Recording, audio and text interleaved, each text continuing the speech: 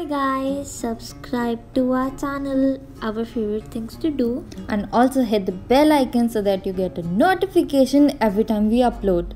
Hello everyone, so ये video है DIY बंदरवाल light वाली।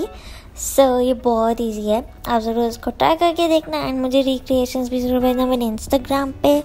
सबसे पहले हम स्टार्ट करते हैं। हमें जो चाहिए ये है फेरी लाइट्स, सिजर्स, गोटा जो मैंने यूज़ किया नहीं था बट, और ये गिफ्ट रैपिंग शीट, ये मैंने 2 यूज़ करी है।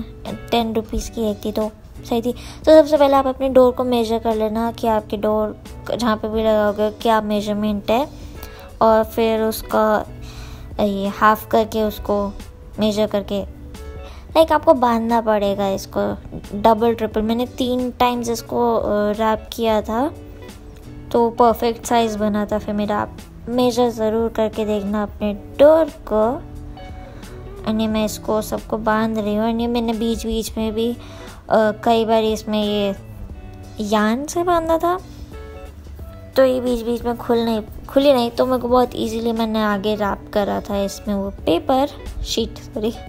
एंड ये हो गया मेरा सारा, मैंने इसमें बीच बीच में रैप कर दिया। मैं ये शीट को लूँगी और मैं इसको कट करूँगी। मैं आपको एडवाइस करूँगी कि आप एक शीट को एक बारी में करना है, मैंने दोनों शीट को एक ही बारी में कट किया था।